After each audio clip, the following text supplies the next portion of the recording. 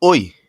Então, dessa vez eu vim aqui ler um artigo nomeado Sindicalismo Revolucionário. Esse artigo ele foi postado no dia 18 de dezembro de 2012 na página aqui do anarquista.net. É um artigo dando aqui um panorama geral do que se retrata o sindicalismo revolucionário. Então, sem mais delongas, começarei a leitura desse artigo. O sindicalismo revolucionário, baseando-se na luta de classes, tende à união de todos os trabalhadores, dentro de organizações econômicas e de combate, que lutam pela libertação do duplo jugo do capital e do Estado. Sua finalidade consiste na reorganização da vida social, assentando-a sobre a base do comunismo libertário, e mediante a ação revolucionária da classe trabalhadora, considerando que unicamente as organizações econômicas do proletariado são capazes de alcançar esse objetivo. O sindicalismo revolucionário se dirige aos trabalhadores, em sua qualidade de produtores, de criadores de riquezas sociais, para germinar e desenvolver-se entre eles, em oposição aos modernos partidos operários, a quem declara sem capacidade para uma reorganização econômica da sociedade. 2. O sindicalismo revolucionário é inimigo convencido de todo monopólio econômico e social, e tende à sua abolição mediante a implantação de comunas econômicas e de órgãos administrativos regidos pelos operários dos campos e das fábricas, formando um sistema livre de conselhos sem subordinação a nenhum poder nem partido político algum. O sindicalismo revolucionário erige contra a política do Estado e dos partidos. A organização econômica do trabalho opõe ao governo do homem pelo homem, a gestão administrativa sobre as coisas.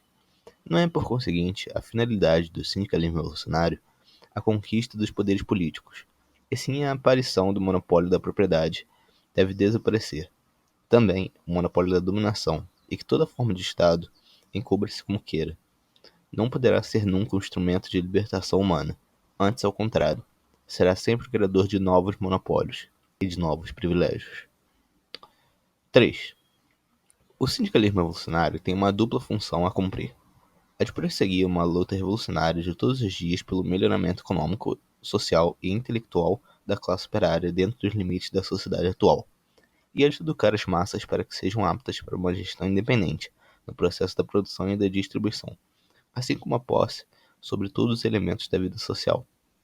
O sindicalismo revolucionário não aceita que a organização de um sistema social, descansando totalmente sobre o produto, possa chegar a ser ordenado por um simples decretos governamentais, e afirma que somente pode conquistar-se pela ação comum de todos os trabalhadores, manuais e intelectuais, em cada ramo de indústria, pela gestão dentro das fábricas dos mesmos trabalhadores, de tal maneira que cada agrupamento, fábrica ou ramo de indústria seja um membro autônomo de um organismo econômico geral, e ordene sistematicamente, sobre um plano determinado e sobre a base de acordos mútuos, a produção e a distribuição com o melhor interesse à comunidade. 4. O sindicalismo revolucionário é oposto a todas as tendências de organização inspiradas no centralismo de Estado e da Igreja, porque só podem servir para prolongar a vida do Estado e da autoridade, e para afogar sistematicamente o espírito de iniciativa e de independência do pensamento. O centralismo é a organização artificial que submete as chamadas partes baixas às intituladas superiores, e que abandona em mãos de uma minoria a regulamentação dos assuntos de toda a comunidade. O indivíduo se converte em um autômato de gestos e movimentos dirigidos. Na organização centralista, os valores da sociedade são postergados pelos interesses de alguns. A variedade é substituída pela uniformidade. A responsabilidade pessoal é substituída por uma disciplina unânime. É por esta razão que o sindicalismo revolucionário assenta sua concepção social dentro de uma ampla organização federalista, ou seja, da organização de baixo para cima, da união de todas as forças, sobre a base de ideias e interesses comuns. 5. O sindicalismo revolucionário rechaça toda atividade parlamentar e toda colaboração com os organismos legislativos, porque entende que o sistema de sufrágio mais livre não pode fazer desaparecer as evidentes contradições que existem no seio da sociedade atual, e porque o sistema parlamentar só tem um objetivo: o de prestar-lhe um simulacro de direito ao reino da mentira e das injustiças sociais. 6. O sindicalismo revolucionário rechaça todas as fronteiras políticas e nacionais, arbitrariamente criadas, e declara que o chamado nacionalismo é apenas a religião do Estado moderno, através da qual se encobrem os interesses materiais das classes possuidoras.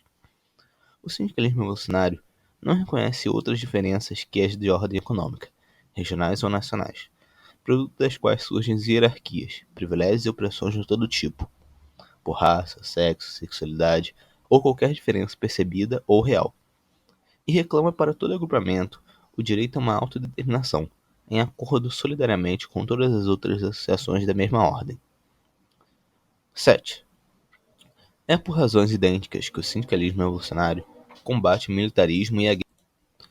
O sindicalismo revolucionário recomenda a propaganda contra a guerra e a substituição dos exércitos permanentes, os que são apenas instrumentos da contra-revolução a serviço do capitalismo, pelas milícias operárias, que durante a revolução serão controladas pelos sindicatos operários.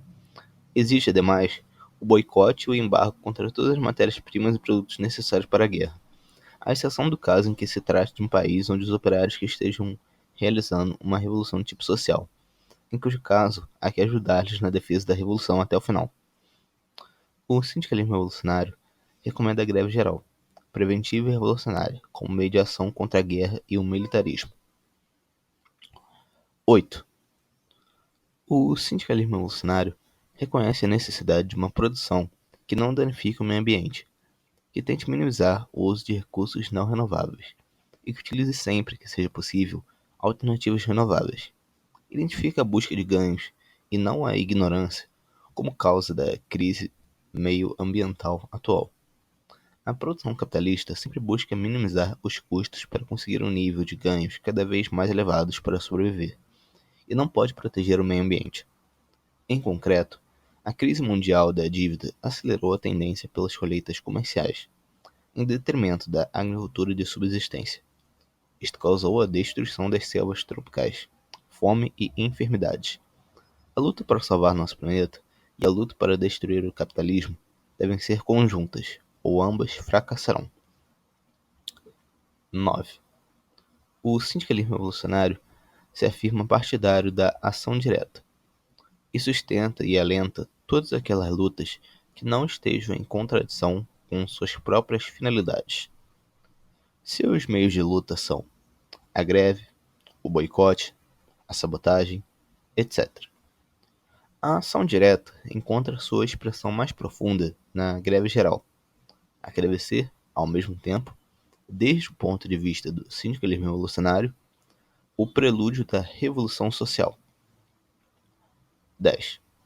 Inimigo de toda violência organizada, por não importa que classe de governo, o sindicalismo revolucionário tem em conta que se produzirão encontros violentíssimos durante as lutas decisivas entre o capitalismo de hoje e o comunismo livre de amanhã.